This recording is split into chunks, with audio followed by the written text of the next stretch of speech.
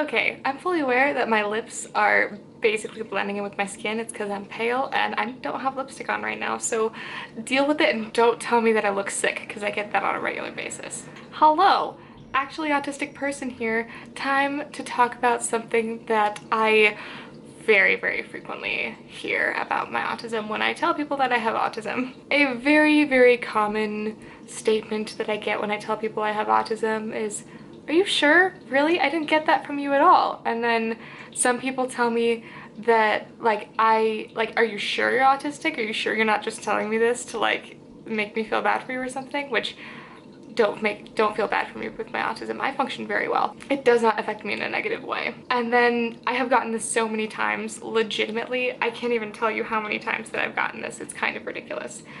I have had so many people tell me that I should go get reevaluated because they don't believe that I have autism and they think that I don't have autism anymore.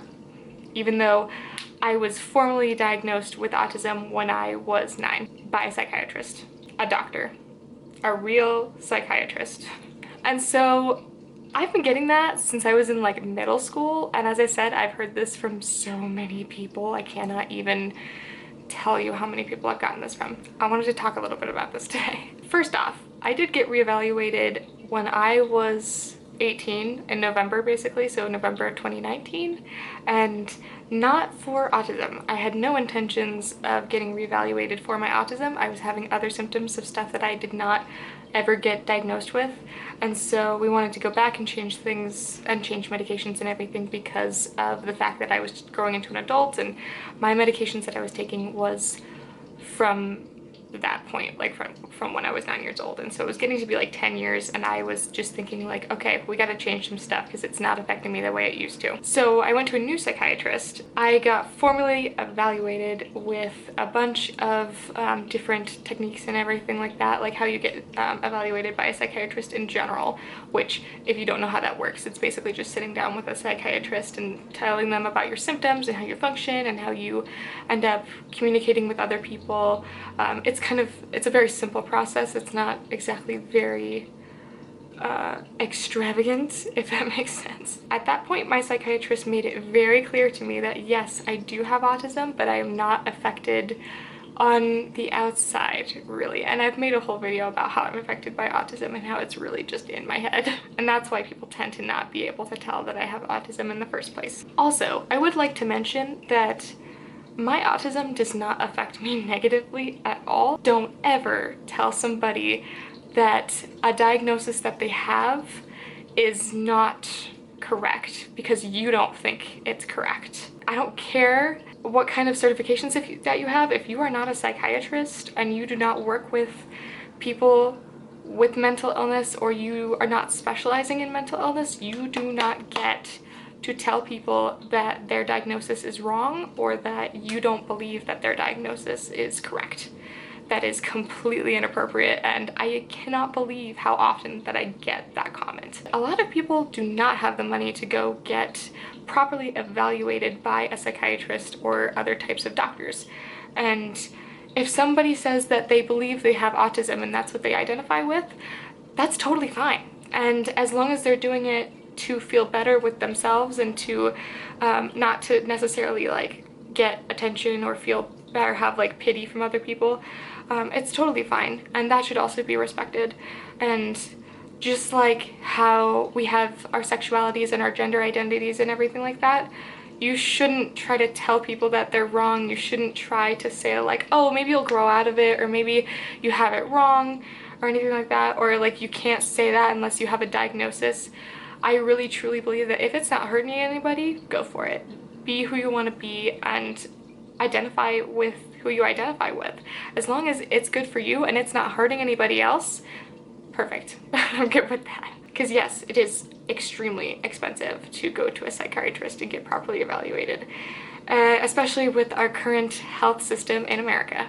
So autism is something that affects me on a daily basis, but it mainly affects me inside my head, and that is something that I made very clear in my video talking about what my life is like with autism. I am very thankful to live a life with autism where I can pass as a neurotypical person. Not everybody gets that kind of luck.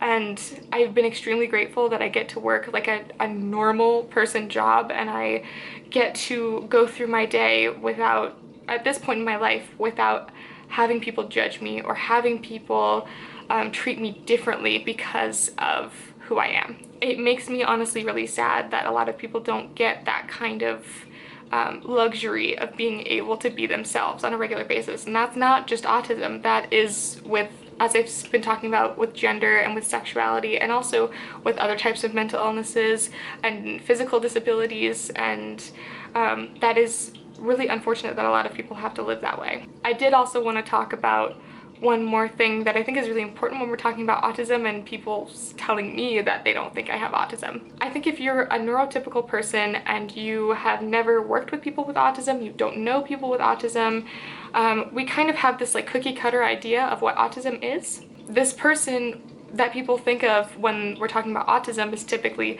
a child. We don't typically think about autism in adults. And we think of them getting sensory overloads very easily. We think of like flapping hands. We think of having like hyperfixations. We think about not looking in people's eyes, not making eye contact. And I was very much like that when I was growing up. And I definitely think that I fell under like a state when I was younger where people could tell that I was not neurotypical. A lot of people continue to have symptoms like this as they grow into an adult, and everybody has very different symptoms. So not everybody's going to have the flapping hands, not everybody's going to have a problem with connecting with you with eyesight. Not everybody's going to have issues that we think about when we're discussing autism. There are hundreds of symptoms that can fall under autism, and everybody's so different.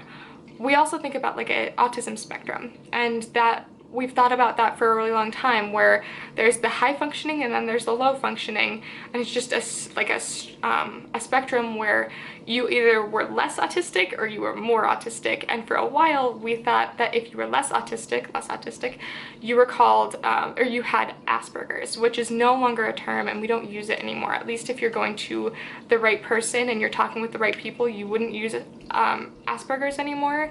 And there's a couple of reasons why. Asperger's seems to be something that people think better of than having low functioning autism. When we're talking about this spectrum, there's a couple things wrong with it. First off, if you have low functioning autism, it seems to be like almost a negative. Like people think less of you if you have low functioning autism, which is a lot of the reason why we got rid of that. Everybody with autism is so different, as I've said, and we can't place people on a spectrum.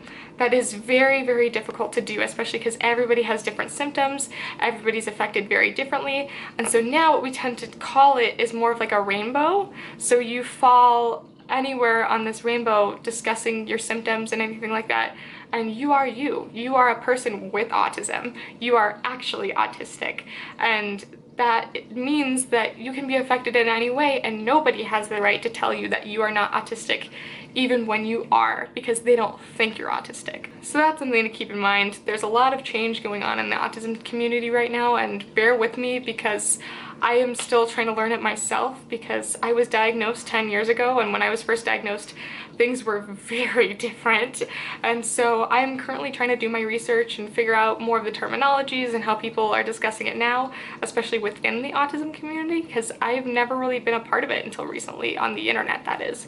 So I'm still learning. I will remind you one more time, please, it does not matter if it's autism or if it's a physical or mental disability, do not tell people that their disability is not valid. Do not tell people that they should get retested because you don't believe that they have a certain thing. And it blows my mind the way that people talk to not only people on the autism spectrum, but people with other types of disorders. And I've experienced other things with my other disabilities, whether it's physical or mental, because I'm not just autistic. I have physical problems and I also have other mental disabilities. So I really just wanted to make that clear, that you should not tell somebody that, and that yes, I am autistic. I know it doesn't seem like I'm autistic, but I am. I have a diagnosis from 2 psychiatrists. 2. Alright guys, I'm gonna let you go. I am going to be taking a little break here for the next like 16 days because I'm going on vacation. So I am hopeful that you guys will have an awesome rest of the month, because we're already getting close to the end of July once my vacation will be over. Take care of yourselves, educate yourselves, and make yourself better for yourself and others. And I will see you all in my next video. Bye.